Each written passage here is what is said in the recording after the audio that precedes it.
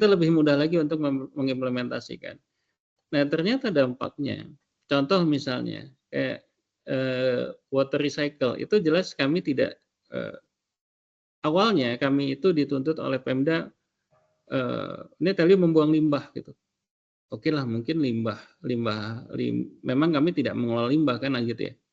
Nah, dari situ kami coba konekkan UIJM dengan komplain dari Pemda kan gitu ya. Di awal kami tidak membuang sampah gitu kan. Itu sudah nilai positif bagi kami, bahkan Pemda ngecek kan. Terus sampah Anda dikemanakan? Boleh nggak kami benchmark? Kan gitu ya. Itu Pemda menanyakan kenapa nggak mesen lagi mobil sampah ke mereka kan gitu kan. Ada apa dengan Telio? Apakah Telio buang ke lingkungan sekitar? Akhirnya kan muncul kecurigaan kan. Jangan-jangan Telio membuang karena mobil sampah datang itu kan lumayan biayanya, nggak murah gitu kan. Mereka ngecek jangan-jangan Telio buka lahan, buang di situ gitu kan, dan malah mencemari lingkungan sekitar. Ternyata mereka tidak menemukan itu. Dan mereka mengapresiasi ketika kami berhasil mengelola sampah. Artinya tidak ada lagi mobil sampah ke sini. Bahkan akhirnya ya kemarin kami juga ketemu wakil bupatinya gitu. Bisa nggak Kang untuk ngelola sampah di pasar aja kan gitu ya. Ya akhirnya kan mereka minta tolong ke kita untuk itu gitu ya. Itu salah satu impact-nya ketika kami baru mengelola satu indikator gitu ya. Kalau universitas lain ke sini sudah banyak sekali gitu ya. Bahkan Unpad benchmark ke kami, tahu-tahu peringkat dia malah naik gitu kan. Peringkat kami malah di bawah Unpad sekarang gitu. Ini apa-apaan nih Unpad nih gitu. Jadi kadang kami benchmark, kami kasih semua gitu ya. Tapi ternyata malah dia nyalip kami kan gitu ya. Ya nggak apa-apa lah, itu bagian dari menyebarkan ilmu ya Bu ya. Bu Erna ya, nggak apa-apa kan gitu. Iya, Unpad di atas kami nggak apa-apa gitu. Jadi itu salah satu yang kami rasakan. Kayak tadi Universitas Jember datang gitu kan, pingin benchmark, tapi karena banyak yang tahu, jujur kadang capek juga ya nerima benchmark kan capek ya sebenarnya. Kita harus menyesuaikan jadwal kita dengan mereka gitu. Bahkan kemarin universitas salah satu dari Lampung itu memaksa hadir pada waktu tertentu, sementara kami nggak bisa kan gitu. Terus kami undurkan, wah nggak bisa Pak, harus sekarang berangkatnya. Oh ya udah, ya kami nggak bisa nerima kan gitu ya. Nah, itu salah satu dampak yang kami rasakan ketika peringkat UIJM kami naik dan kami men-share program-program yang telah kami lakukan. Kalau dari luar negeri kayaknya belum ya Bu Erna ya. Paling Bu Erna ketemu Bu Erna di Wageningen kan gitu ya. Iya, di Kita ingin Wageningen. belajar dari peringkat 1 UIJM dunia, yaitu Universitas Iya. Wageningen. Dan ternyata memang banyak hal yang masih kurang dari kita kalau dibanding dengan Wageningen Belanda kan gitu. Jadi itu Mas Ali, kalau dari sisi dampak alhamdulillah kami sudah merasakan gitu ya. Dan ini membuat kampus ini menjadi lebih baik. Terus pertanyaan kedua tadi apa ya? Yang kedua tadi itu what next? Oh, nah ini what next ini pertanyaan yang saya tanyakan ke Bu Erna juga. Bu Erna next-nya mau ngapain? Karena tiap tahun tuh kami harus membuat sesuatu yang baru gitu kan. Karena Ya, kalau tetap aja pasti ya nilainya pasti akan tetap kan itu. Tapi kan ya, what next itu apalagi gitu ya. Kita udah tiap tahun membuat banyak program, lama-lama juga next-nya akhirnya kami harus, wah ini mah harus ada cost yang lebih gede gitu ya. Investasi yang lebih besar. Kayak misalnya kita harus membuat tambahan energi terbarukan gitu. Misalnya untuk memperbaiki peringkat energi kan gitu ya. Atau menambah konsumsi supply energi terbarukan, itu juga ya impact-nya ke cost kan gitu. Jadi semakin ke sini kamu semakin pusing Mas Ali. Apalagi ya gitu loh. Jadi mungkin kalau nanti kelas ini bisa memberikan satu kontribusi, Pak melakukan ini aja, oke kita lakukan gitu loh. Gitu loh maksudnya. Jadi tiap tahun makanya kalau lihat nilainya dari tahun 2022 ke 2023 kan namanya hanya 100 kan. Namanya dikit gitu. Saking kami sudah mulai apalagi yang harus kami lakukan. Kalau nambah lahan udah nggak mungkin. Kami lahannya segini-gininya gitu. Ya kan? Masih bisa sih, Pak. Gimana, Bu? Masih bisa Ya? menggunakan IoT itu ya, Iya, misalkan kalau indikator nomor 1 kan kita udah nggak bisa apa-apa kan? ya, ini Pak, infranya itu bisa Pak, infranya itu jadi diskusi di sini nih, siapa tahu ada yang bisa bantu nih. Nah, infranya itu untuk menambah lahan hijau. Yang jelas secara horizontal sudah nggak mungkin, yang bisa itu Vertikal. secara vertikal. Nah, itu dengan vertical garden. Jadi kan saya mengembangkan, precision farming, drip irrigation, gitu. Nah, itu antaran bibit untuk supaya nanti bisa mensuplai vertical garden gitu. Nanti kita bisa hijaukan itu, Pak, GKU. GKU Mmm. itu, Pak. Jadi, dari riset kami yang di greenhouse itu nanti bisa keluar untuk, ya yang kecil dulu, 1, 2 tingkat dulu gitu. Iya. Itu, hasil Bu Erna benchmark ke Wageningen itu? Iya di Wageningen itu bahkan kan di sana Belanda, ketika musim dingin, kan apalagi di-stop oleh Rusia ya, Oh ini gasnya. gasnya. Ya, gasnya gitu kan ya. Mereka itu sampai memanfaatkan, geotermal. Dia itu mengebor sampai kedalaman nggak tahu, sehingga air yang dari luar itu dimasukkan ke dalam bumi dan ditarik lagi keluar. Nah, Oh, itu menggunakan panas bumi sampai segitunya, Pak. Gitu. Dan memang ahli-ahlinya di sana, universitas tua. Tahun 1930 aja Wageningen sudah ada, jadi nggak usah irilah dengan mereka. iya. Tapi kita bisa jadi follower ya setia mereka, mereka Iya. ada apa sih? Nah, kita bisa terapkan di sini.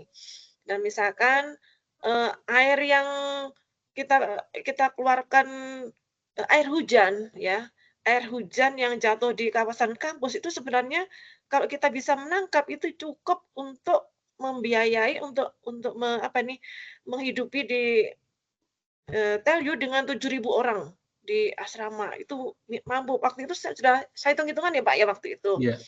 Jadi air hujan itu harus kita manfaatkan sebaik-baiknya, sebanyak-banyaknya. Jadi, sebanyak, 1 unit untuk kita bikin rainwater harvesting itu hanya perlu modal 25 juta Pak, 25 jadi, Pak, murah itu. Itu untuk kurang lebih 30.000 liter, 30 kubik lah, Pak. Kan lumayan tuh dua tangki ini ya, 2 tangki, BBM itu. Nah, itu ternyata, kalau saya menghitung air hujan itu tuh bisa sampai, ratusan tangki gitu, bisa menggantikan kalau seandainya kita itu ada disaster. Nah, bayangin aja sehari itu saya punya hitung-hitungannya, nanti saya, kapan-kapan Share. saya akan presentasi.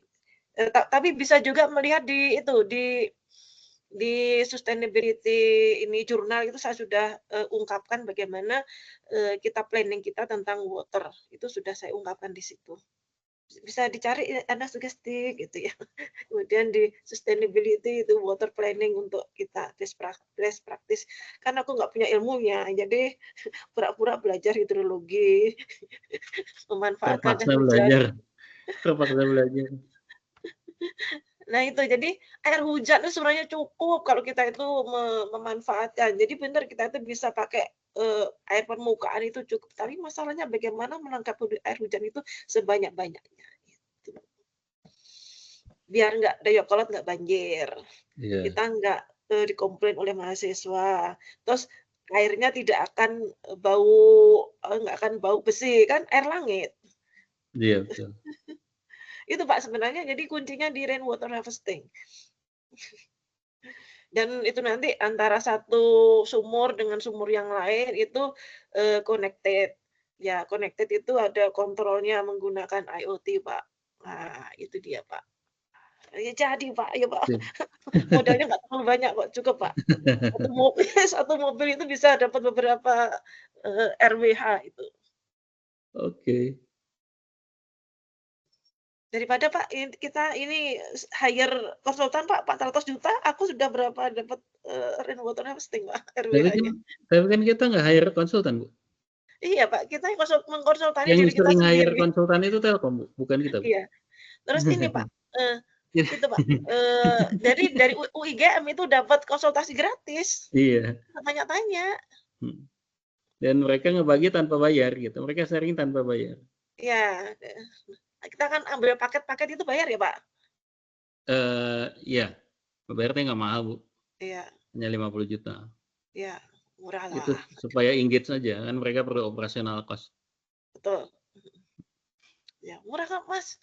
Jadi kita bisa Apalagi ada membaca. BRI di sini bisa mendanai, Bu. Gitu, Pak. Penting itu, Pak. Kita catat. Nah, ini ada lagi yang tanya lagi nih dari apakah sudah menjawab, Mas? Udah, Bu. Mas Pak, Andi sudah terima ya? kasih banyak ya. Ya. Sami-sami. Berikutnya Mas Himawan. Baik Bu Erna, Pak Taufan, terima kasih banyak penjelasannya tadi ya. Tadi sempat dijelasin terkait UI Green Metric. Aku mau nanya sih Bu, sejauh ini dari Telkom University dalam implementasi UI Green Metric itu tantangannya apa aja ya? Dan kayak poin apa sih sebenarnya yang paling besar dan paling signifikan gitu buat teman-teman dari TELU buat ningkatin si UI Green Metric-nya, kan tadi ada dari mulai setting infrastrukturnya, energi, terus waste management, water management, transportation, sama education research. Itu dari experience dari TELU sendiri yang paling benar-benar signifikan gitu ya buat naikin tuh apa? Makasih Pak. Oke, kalau lihat apa secara persentase kontributor terbesar untuk penilaian UIGM, indikator paling besar adalah ini, energi. Energi itu berkontribusi pada 21% total nilai gitu. Nah, kenapa energi? Bisa jadi kita riset yang bisa dikembangkan oleh kita di situ. Energi terbarukan, kemudian IoT itu kan ada di situ semua. Smart building ada di situ semua kan gitu ya. Jadi makanya UIGM memberikan 21% untuk energi gitu. Kalau kita lihat yang peringkat berikutnya adalah di sampah itu 18%. Berarti energi, sampah, kemudian transportation. Jadi itu yang kontributor terbesar atau yang menjadi concern dari UI Green Metric. 18, 36 ditambah 21 sudah 47 ya Bu Erna ya. 7 hanya dari 3 dari indikator 3 indikator itu. Makanya kami agak full effort di situ gitu. Di buktinya apa? Buktinya adalah kami dapat penghargaan impact rank di poin 6 dan 7 atau SDGs 6 dan 7 kan gitu ya. Berarti membuktikan kami memang lumayan effort di situ gitu. Mbak Barna? Memang ada persentasenya, tiap tahun itu bisa berubah-ubah tergantung dari suasana atau mungkin prediksi kebutuhan dari dunia, apa yang mau disustainkan. Misalkan sekarang ini climate change. Everybody must know climate change. Nah, itu porsi paling besar itu karena penggunaan energi fosil, pengurangan itu menjadi yang besar persentasenya ya. Terus gitu kan Pak ya. Jadi yang terkait dengan Energi and climate change. energi. Nah, indikator itu yang ditekankan. Seberapa besar kita memanfaatkan itu. Nah, tapi kan kampus sebesar ini kan nggak bisa rely on the renewable energy. Jadi mungkin harus gedung per gedung, dan yang bikin boros itu baterainya Pak, bukan solar cell-nya Pak. Iya, Baterainya itu. makanya kami nggak menggunakan baterai Bu Erna yang di gedung P. Ya, jadi Jadi langsung ada. sistemnya kami on grid. Ya, tapi memang itu nanti kalau misalkan kelebihan paling lampunya yang terbakar. Karena nggak ada source charge Tapi gitu ya. untungnya masih 33,3 jadi nggak terlalu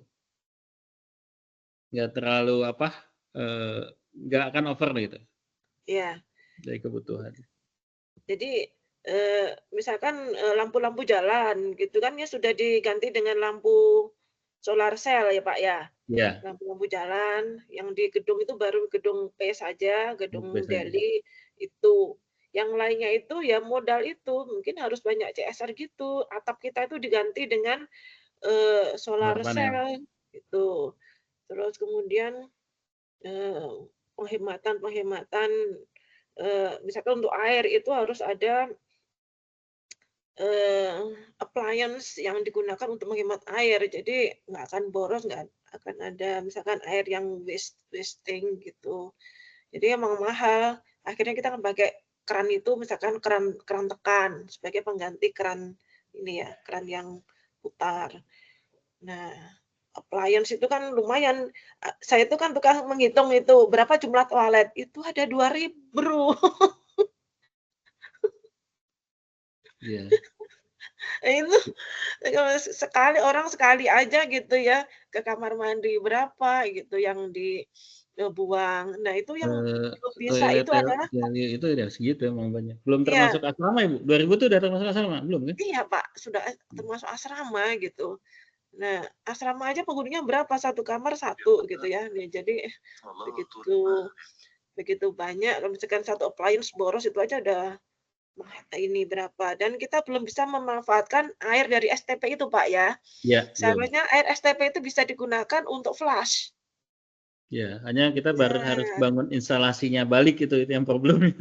nah itu jadi kalau seandainya nanti membangun gedung baru, infranya, itu plumbing-nya harus bisa memanfaatkan air flush, air Iya, dari STP. ya, betul.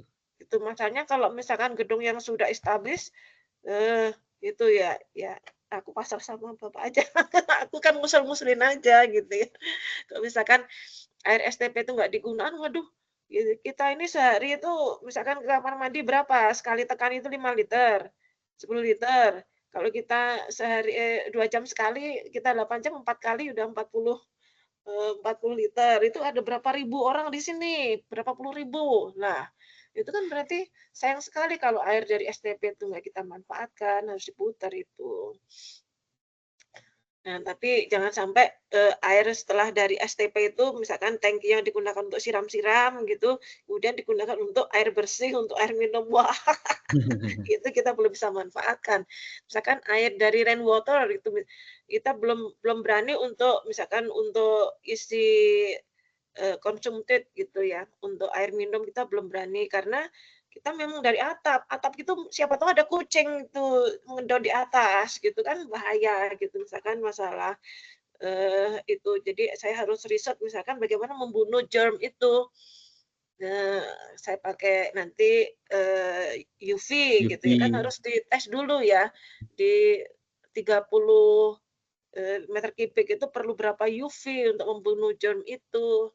Supaya bisa kita manfaatkan untuk wudhu kayak gitu kan, kita masa baru aja tuh ada berapa sekali wudhu gitu kan ya, bisa memanfaatkan rainwater itu, keluar dari situ bisa untuk menyirami tanaman kayak jangan sampai air itu terbuang begitu saja. Jadi kalau ada air yang mengalir nggak jelas ini kemana langsung dibuang ke kali itu saya pusing langsung ini, langsung tung tung tung, buat apa ya nah air ini?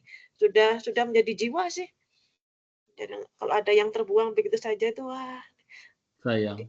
sayang sekali. Kemudian kelihatan nasi nasi bungkus gitu, yang ini kemana ini?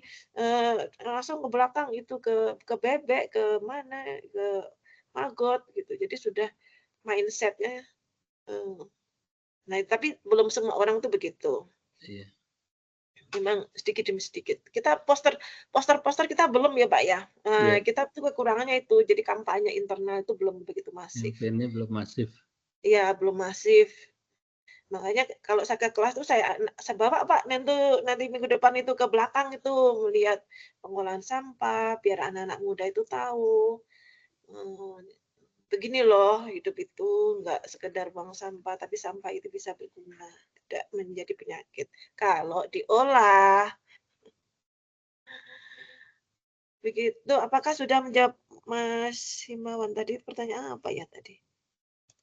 Iya, itu Implementasi. Jadi harus ada nanti itu mindset dari penghuni kampus ini yang setiap tahun itu ribuan itu nanti keluar itu mindsetnya bisa berubah gitu karena pendidikan itu tidak hanya pendidikan hard skill tapi juga soft skill ya kepedulian lingkungan itu memang tidak secara langsung sih bisa dirasakan tapi environment di sini akademik apa namanya atmosfer akademik itu bisa dibawa keluar dan bisa untuk mendidik keluarganya, lingkungan kos-kosannya itu.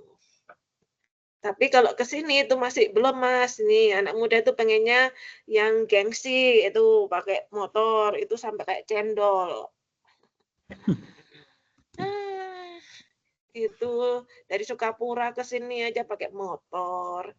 Dari Sukabiru ke sini pakai motor. Aduh, makanya itu sampai 38.000 itu gimana ya cara menyadarkannya? Itu mungkin harus ada ini, Pak, mungkin sistem parkir. Senin itu angkatan sekian, Selasa sekian. Jadi sekali dia seminggu bisa parkir hanya di boleh sekali. kampus. Nggak berani Pak Rektornya nanda tangan, Bu.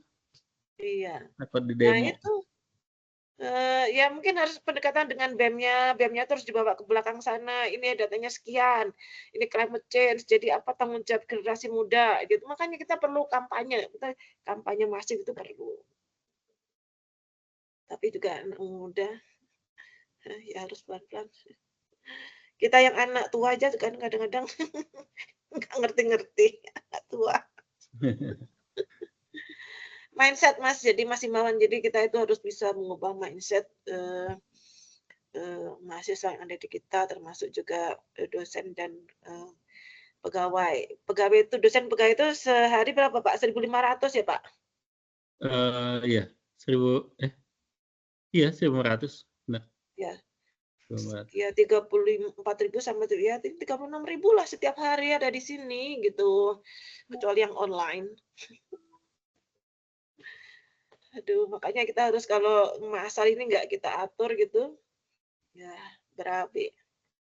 Dengan UI GM ini kita belajar, nggak usah hire konsultan, langsung konsul ke mereka. Jadi sesama universitas itu saling membantu. Ya, UGM itu bukan hanya sekedar tujuan ya, itu sekedar kendaraan saja. Iya, Tujuan kita ya ini sustainability. iya sustainability itu. Mengenai rankingnya ya Given. terserah aja given aja. Terus masalahnya apa? Nggak punya duit, kagak ada duitnya. Jadi harus harus inline dengan program yang ada di departemen yang terkait gitu, ditempelkan di mana gitu butuhnya apa. Jadi tempelan aja. Ya, kecuali kalau misalkan CSR dari Telkom, kita punya program seperti ini, yang punya dampak misalkan mengurangi banjir di Bandung gitu. Nah, saya itu punya rumus untuk mengurangi sampai 20% banjir di Bandung, itu sudah ada. Tapi harus dibuat secara massal, nggak bisa sendiri-sendiri. Itu saya belum keluarkan, Mbak. Aku sudah punya tuh. Belajar otodidak. Jadi beda, otodidak itu beda dengan misalkan yang sekolah di pengairan, sekolah di sipil itu beda mindsetnya. Jadi belajar sendiri, oh lihat jalan sendiri itu ya aneh Bu, ya tapi dampaknya tuh kalau situ punya ilmu aslinya tuh cuma 5%, aku bisa sampai 20% loh. Sudah out of box, tapi harus massal. Gitu Pak, Mas Himawan, jadi banyak sekali manfaatnya. Ya kita nggak perlu belajar yang banyak. Kita fokus, misalkan saya fokus sampah sama air, sudah. Yang lainnya ya yang punya kalian energi, renewable energy ya mereka yang belajar. Terkait dengan infra itu teman-teman di FIK ya Pak yang apa Pak arsitek gitu ya, arsitek sipil kita itu punya yang di FIK gitu. Iya. Yang Desain membantu interior tapi dia. interior ya Pak ya itu ya. Iya. Beda lagi interior lah ya, bukan lingkungan bukan apa ya. Ya gitu lah. Jadi kita itu otodidak aja. Ilmunya kayak gitu kira-kira begini, utak-atik gitu. Kita hitung anggarannya berapa, yang bisa kita lakukan segini ya segini. Ya yang penting itu kita itu bisa mendapatkan data itu loh Pak. Kalau kita membuat sesuatu yang nggak ada data gitu, ini tahun ini gimana, tahun depan gimana, nih itu nilai kita nggak akan naik. Nah ini kalau ada data itu insya Allah. Iya. Itu Mas Himawan. Siap Bu Erna. Pak Tovan, terima kasih banyak. Sama-sama. Iya, Nah. sama-sama. Ada lagi kah? Kan kita Sudah setengah 6. Iya, setengah 6 nih. Bentar lagi maghrib. Ada lagi kah? Mudah-mudahan Ada offline-nya nggak, Bu? offline-nya ini kan tersebar, ada yang di Sumatera, Ada yang Kalimantan Kalimantan gitu Pak. Iya, Jakarta. Mungkin suatu saat ada offline-nya ya untuk ketemu dengan para profesor itu nanti perlu. Gitu. Insya Allah lah kita komitmen. Nah kalau misalkan Telkom minta menghitungkan karbon kredit, karbon footprint, karbon stok gitu ya, kita bisa. Tapi dengan standar yang ditetapkan oleh pemerintah dan dunia.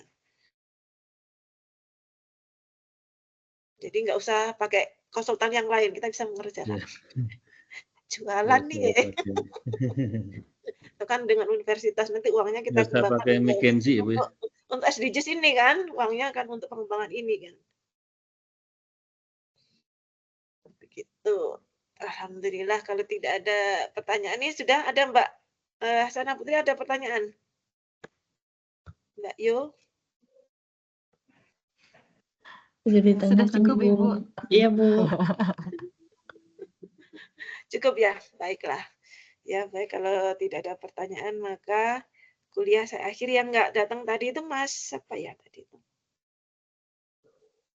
Mas Alfa, Bu. Oh iya, Alfa Rozi. Alfa Robi. Alfa Robi. Ya. Baik, alhamdulillah terima kasih banyak Pak Taufan atas ini, mudah-mudahan menjadi pencerahan bagi semua, semakin cinta bumi. Cinta bumi itu memberi tanah ya. Maksudnya mencintai bumi ini supaya layak dihuni sampai ratusan tahun, ribuan tahun mendatang, itu kan tanggung jawab kita ya. Alhamdulillah, terima kasih semua yang hadir. Salam buat Mas Alfarubi, belajar sendiri dari rekaman. Ya, nanti bisa dibuat semacam resume ya hari ini dari sudut pandang masing-masing. Ya, nanti akan dikumpulkan beberapa. Ini kan biasanya sih H-1, Rebo depan itu dikumpulkan. Jadi apa sih yang manfaat hari ini nih? Tidak hanya dari slide-nya nanti akan kita bagi, tapi kan adalah sesuatu yang brainstorming yang dihasilkan dari pembicaraan kita hari ini. Terima kasih. Kita tutup. Wassalamualaikum warahmatullahi wabarakatuh. Waalaikumsalam warahmatullahi wabarakatuh. Terima kasih. Sama-sama.